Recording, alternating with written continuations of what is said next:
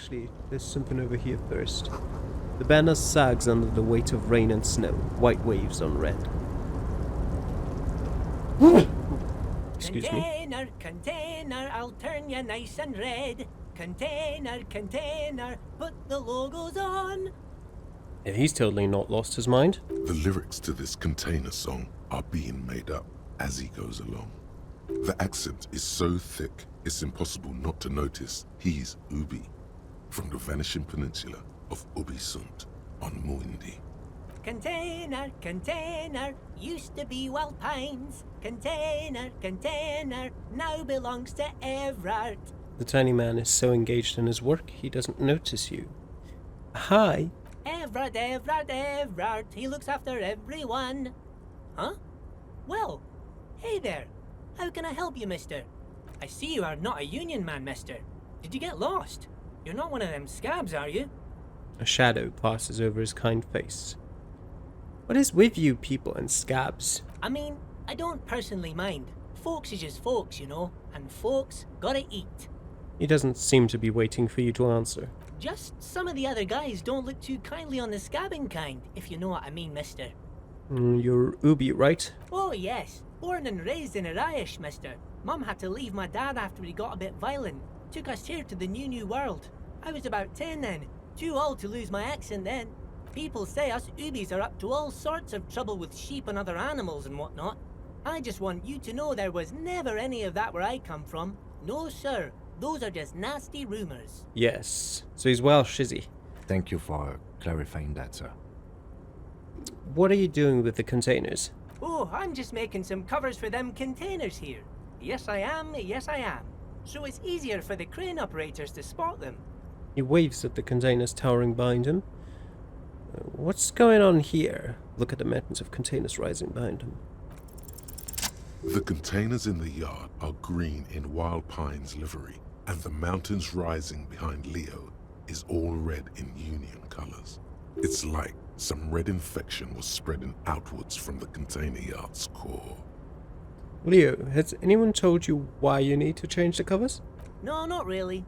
Mr. Evrart doesn't tell me all the big things. Says I go and tell them to everyone. This looks like a massive redecorating operation, Kim. Yes, they are hiding it from the inside. All the red containers have the Debarders Union logo on them. Thanks, Leo. You've been very helpful. Oh, no trouble at all, mister. No trouble at all. The little guy affirms merrily. Where is everyone? The harbor's empty. Oh, most of the guys are down at the gates, keeping the scabs from coming in. He leans in with a confidential look. We're on a strike. The whole union is. You don't have to work when you're on strike. Ha! We haven't worked for 2 months now. So no one is working? Not everyone is down there, of course. Mr. Evrart is in his office, where he always is. And Jean-Luc is guarding the gate. He pauses to think. But Titus and his boys got into some drunken trouble and Evrart sent them on a nice vacation. For a week or so. He stops, but seems eager to tell you more. What trouble did Titus and his friends get into? Oh, I'm not really supposed to talk about that. That's union business. He smiles and leans closer, proceeding to tell us about it anyway. Him and his boys stirred up something in town. Probably drank too much and got into a fight or something. I heard Mr. Evrart telling them to take some time off. But what did they actually do? I guess the boys got a bit too rowdy and had to let out some steam. I don't really know the details. That's just how boys are, you know.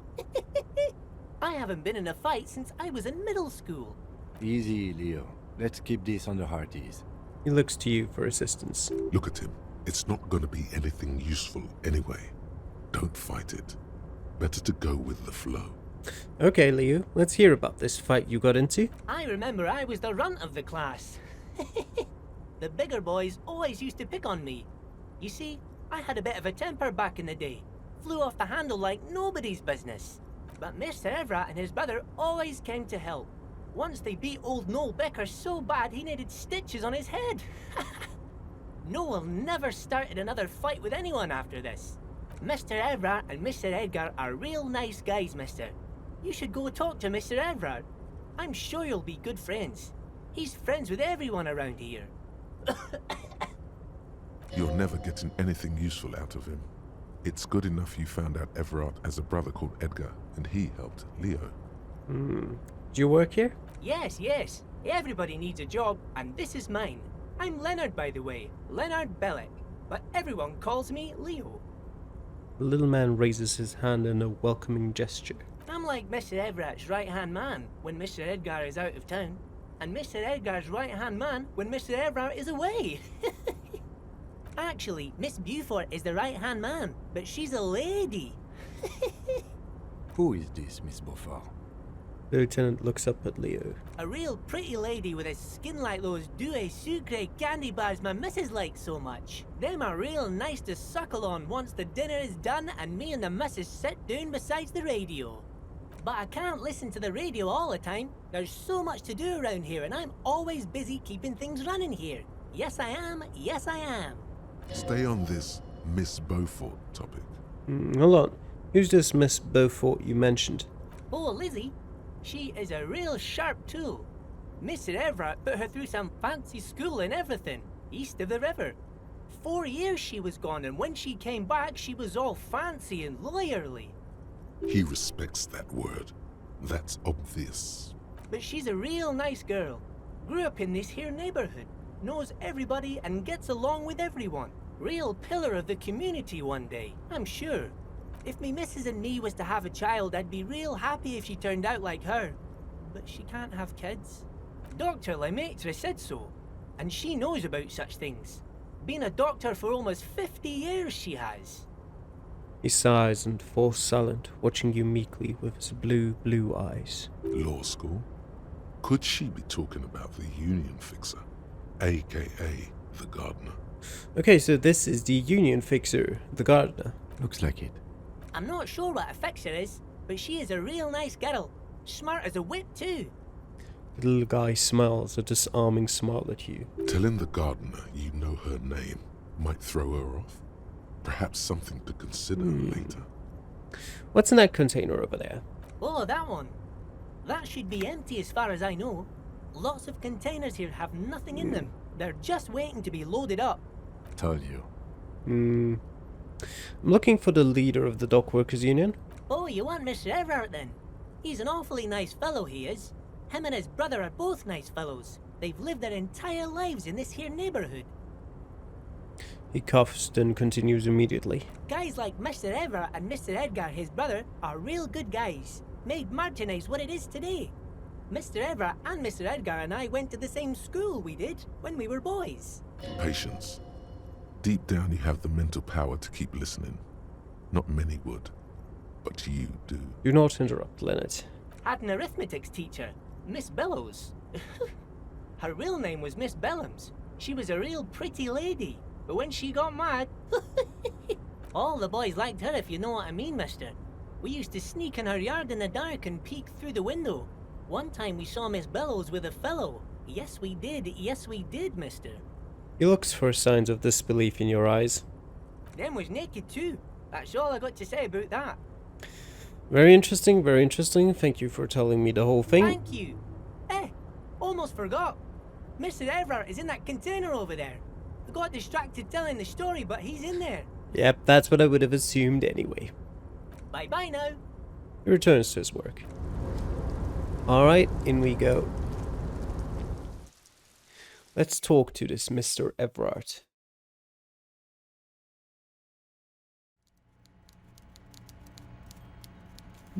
It's quite the nice container that you've got here.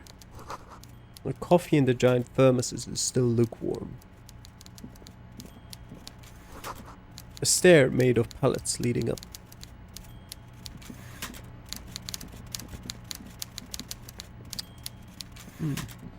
Swordfish? A taxidermy fish that tells time. Mr. Evrart. Before you is a walrus of a man seated behind a large desk. He looks up from his work, not the least bit surprised to see you. With great effort, he straightens himself up in his chair, yet says nothing.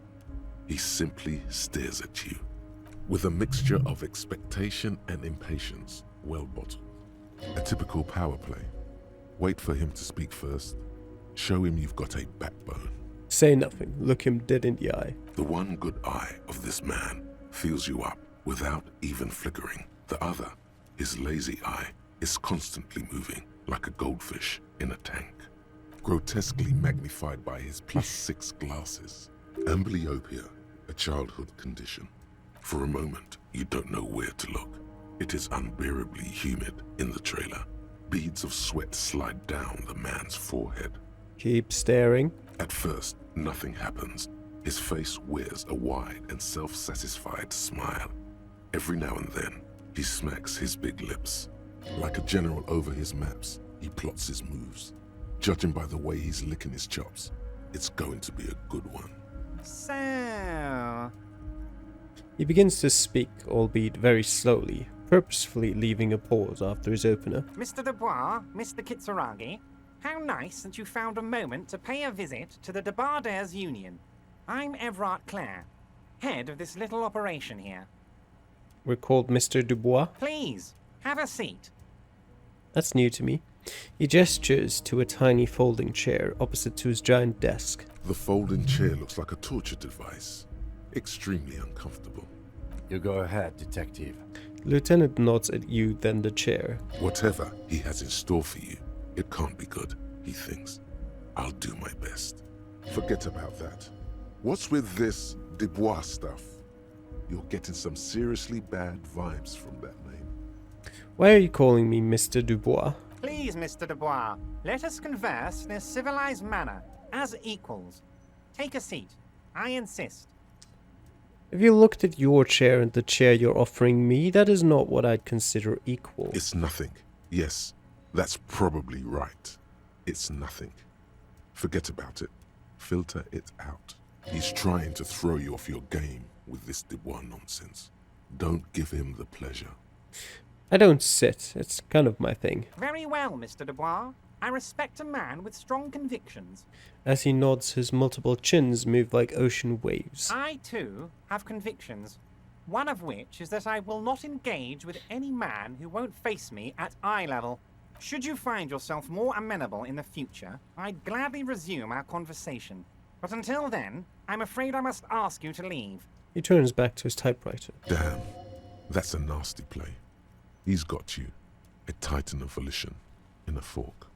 Guess you just have to sit or leave. Ugh, take a seat. Excellent, Mr. Dubois. I can see that you're a reasonable man, and reasonable men can be of great use to one another. He gives you a sly wink. Damn, this chair is uncomfortable. So tell me, how can the head of the Debardairs Union help a representative of the Revachol Citizens Militia today? The chair you're sitting on has got to be the most uncomfortable chair in the world. It's violating your backside. Oh, by the way, I heard you got a rather rude reception from a certain Lawrence Gart. Some people have no manners, it pains me to say. This should take care of that nonsense.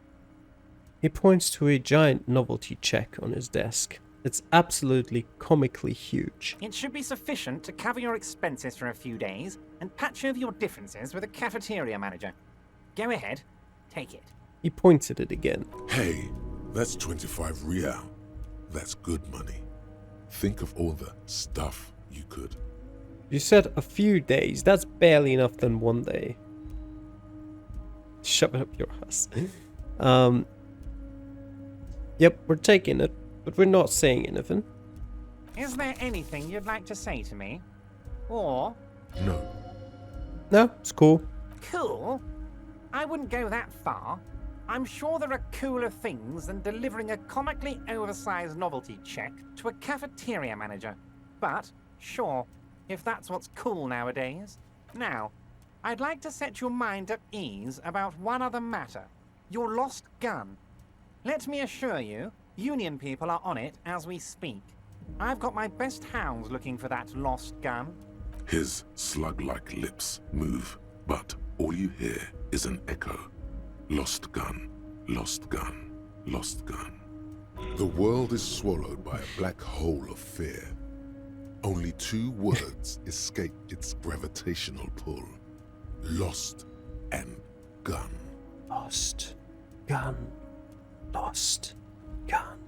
When he said, "Don't worry," He actually meant, be very worried. How do you know about my lost gun? I know everything, Harry. Right now, I know that you're worried. Don't be worried. Everything's going to be all right. It's not like you left it loaded. You didn't lose a loaded gun. Local children aren't out there playing with it right now, pointing it into their own mouths. It's in a safe place. I just know it. I have a feeling everything's going to be all right. Kim. Officer, we will deal with this later. We don't need Mr. Clare's help with this. I wouldn't be so sure about that. He says as though to himself. Don't panic. God, We're you're panicking. sweating. Your knee is jerking. You're about to cry, aren't you? You're about to cry because you lost your gun and those children are going to shoot themselves with it. No, I'm not about to cry. Mr. Dubois, you don't look so good. Fine. What is this, Mr. Dubois? He keeps repeating. What is he trying to pull here? You need to cool the fuck down. Chill. Mr. Dubois! Mr. Dubois! Harry! The large man snaps his fingers, but to no effect. You're in some stupor. Keep sliding down the chair like a cello shot. Mr. Dubois, are you okay? Can I get you a glass of water or something? Are you having some kind of medical emergency? Maybe you could use your hands somehow, in a kind of throw-in motion, like you're throwing that Mr. Dubois act right back at him. He's Mr. Dubois. Nah, I'm as good as it gets, Mr. Dubois. Vaguely gesture with your hands above your head. I'm as good as it gets, Mr. Dubois. Don't be dramatic. I can see your condition isn't terminal. What an odd demonstration of... you got me, Harry. I don't even know what. As entertaining as it was, I'm afraid we're wasting our time. And I'm an extremely busy man, as I'm sure you are too. Okay, enough. We are here to ask you some questions pertaining to a murder investigation. Quick, here's your window. Get yourself together and ask him questions. Police officer questions. It is about time to stop embarrassing yourself. Questions will help you regain some of your lost dignity. Could you help me get a dead body down from a tree?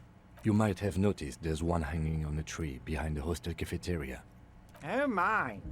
Don't take this question personally, but why would I get involved in this matter? Mr. Clare, the man was hanged with a cargo belt. A steel-reinforced cargo belt. It's safe to assume the Union had something to do with the murder. Besides, getting the body down would benefit all of us. It's a stain on the neighborhood. Yeah, the belt thing. Also, I studied the footprints at the crime scene. Worker boots. I can certainly see how having him up there might start affecting some real estate values.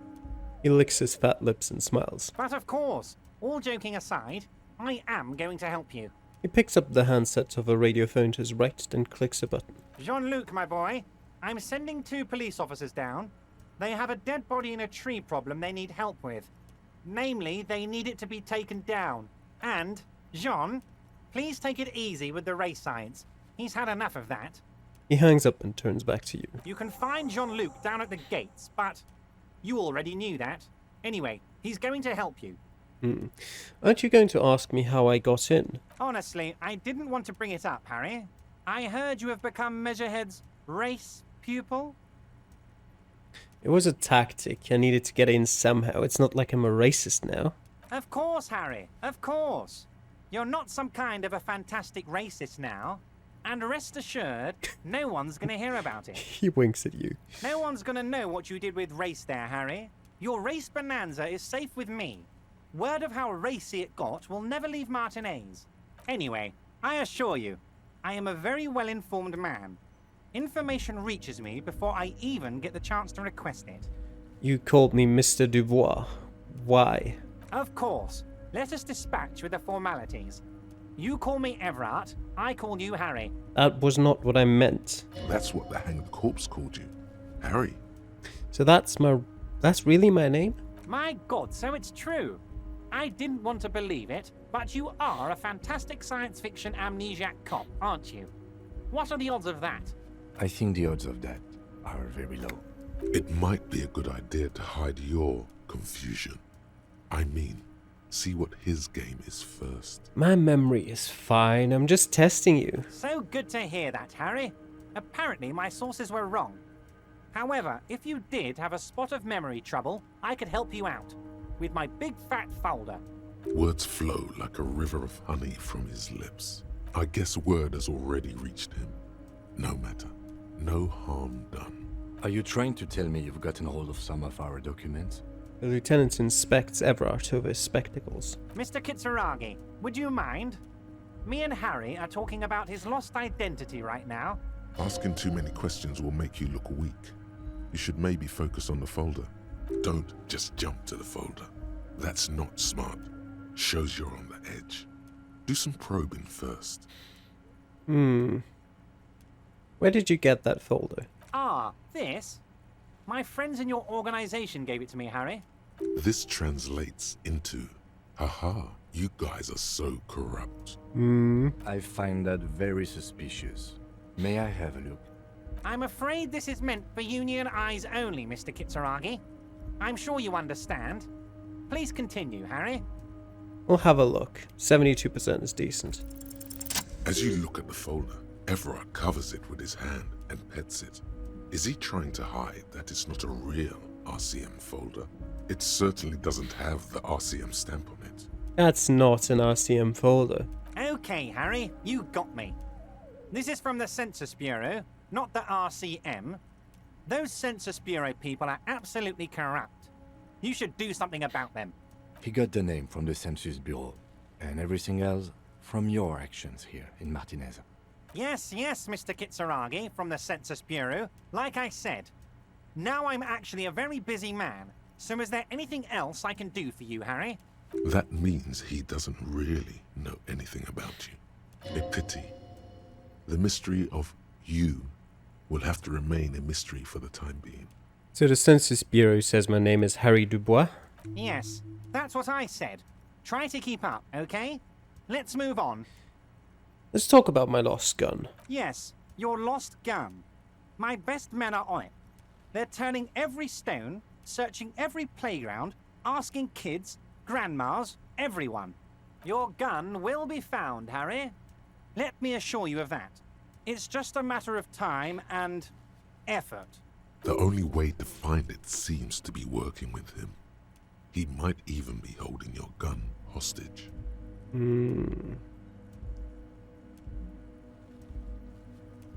Wait, the gun may have been bought from Roy's pawn shop. Have your men factored that in? Yes, thank you for the hot tip regarding your lost gun, Harry. My men have indeed factored in that you pawned it. Now please, let the professionals do their job. Kick back, Harry, relax. I have great guys on this. You focus on what's important, building our relationship for the good of Martinez. It did not come as a surprise to him. He might actually not be bullshitting. I'll not be blackmailed with this gun business. Harry, I was only trying to be tactful. A lost gun is a dangerous thing. I can't have it around in my neighborhood. Kids could be playing gun roulette with it as we speak. Teenage gangs could be arming themselves. Get a hold of yourself, Harry. I assure you we are working on locating the missing sidearm as well. The lieutenant is concerned about the lost gun and feels that the fact you haven't prioritized looking for it is unfortunate, if inevitable, and doesn't put the RCM in a good light. Excellent, Mr. Kitsuragi. That's excellent news. Looks like we have a friendly gun-finding competition on our hands. I want to talk about the hanging. Oh, of course. That's your main thing here. That's why you're in Martinez. I know everything that goes on around here, and I would love to help you like I'm helping you with the body and your lost gun. What? I mean, it's no secret that the lynching is connected to the strike. So much to talk about. Honestly, it's been weighing on me so heavily. I understand you need to interview me. I sense there's a but. But there's a thing that's been keeping me up at night. I want to talk about the hanging. I mean, If we could just calmly talk, exchange information, we could blow this thing wide open. Yes? Yes, that sounds good. Let's do that. But I can't think straight with this thing weighing on me. You're police officers, aren't you? I have a crazy idea. You guys are basically door-opening machines, incredibly talented at opening doors. Kim, is that true? Are we door-opening machines? I'm not sure I understand. If you're asking us to break down someone's door, it's not going to happen. Come now, I just need you to go open a little door for me and leave it unlocked. A simple thing. Absolutely nothing shady about it. It sounds incredibly shady. An excellent opportunity presents itself, sire. You could win the trust of the archliar, pretend to play into his hand. Then, should you wish, bend his efforts towards your own. Whose door is it? Oh, no one's. It's just a weasel. A weasel lives there. Nothing for you to worry about. What do you mean by a weasel? A loud blabbering weasel. When weasels feel no one is watching, they start acting foolishly. He removes his glasses and rubs his nose. Just go there, unlock the door, and leave it open. It's been such a burden on me, Harry. I just want this to be over so I can discuss business with you. He puts his glasses back on.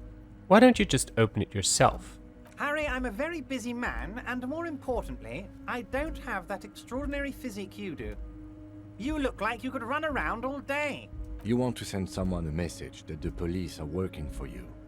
I repeat, I'm a very, very busy man, Mr. Kitsuragi, and therefore I must occasionally enlist outside help. So what will it be, Harry?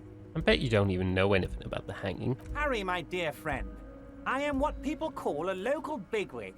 I know everything that goes on in Martinez. Damn it. Fine, I'll look into it. We need to talk about that murder. Fantastic, my friend. Just let me know when it's done and we can take our friendship to the next level. He flicks his fingers. You can get the key from Manana. He's down by the gates. Manana's like a free agent in the Union. Special operations. Hardened socialist. A real free thinker, too. He'll tell you precisely where the door is. One last thing, Harry. Mm-hmm. Just open the door. You don't need to go in or anything. I just want that weasel to come home and see the unlocked door. I'm absolutely going to go in. I met Joyce, the company representative. Oh, that's very nice. I haven't gotten around to her yet. I'm very, very busy, you see. I hope you're getting along. One thing I want to make very clear, Harry, is that this is not some kind of union versus corporation situation. Everyone is just pals here. Just pals? We're all trying to do what's best for Martinez here. Don't feel like you can't cooperate with her because you and I are such good friends and I'm helping you get that nasty body down from the tree. And with finding your lost gun. I'm not a jealous guy. Mm-hmm. What happened to the previous negotiator, Mr. Gilmore? What do you mean, Harry? Nothing. I let him go. He made concessions for the company in previous negotiations. Why would you let an ally like that go? He's an old man, Harry. I wanted him to spend more time with his family. God knows how long he's got left. You called him a midget. Harry! I have little people in my organization. I would never call someone a midget. What is this? Honestly, I'm beginning to think you're a midget, Harry. I'm only kidding, Harry. You're not a midget. No one is. We're pals. Joyce said the previous union leader vanished under suspicious circumstances. Vanished? Harry, the woman left her casserole in the oven and couldn't make it here in time for the voting. Oh, did I leave my casserole on? Better go home and check. The election can wait. When she got back, the whole thing was over. Wait, there was no mention of a casserole from Joyce. Funny, Joyce didn't mention any casserole. Harry, Harry, Harry. Do not fixate on this little matter. Maybe it was a rabbit stew, or a hairdryer, or an iron. The point is, her heart wasn't in it. Mine was. This particular brand of humor he has, it makes for a fine distraction. Evrart, Joyce seems to think the union is lowballing her. Yes, yes.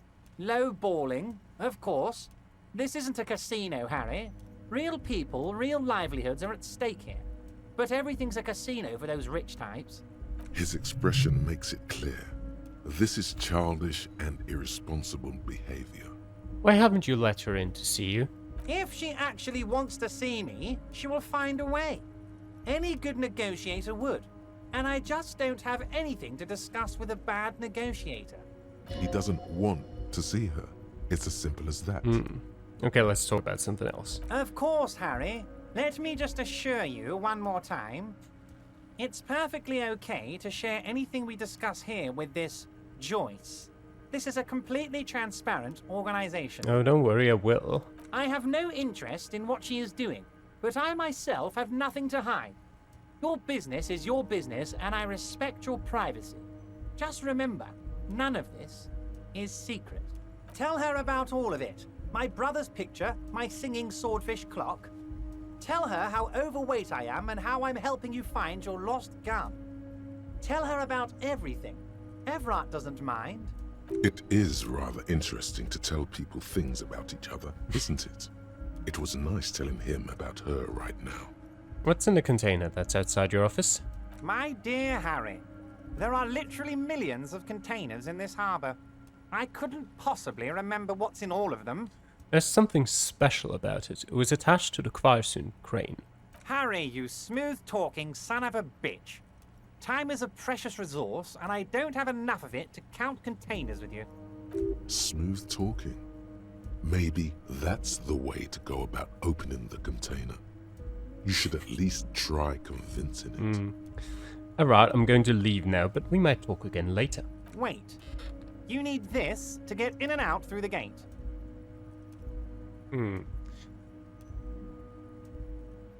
Great. Wouldn't want to get stuck in here. Here, you're one of us now. A real red and white union man. Take care, Harry. See ya, Evrart. Can I go back here? No, I can't go back here. Well, out we go then. Through here. And let's talk to the container.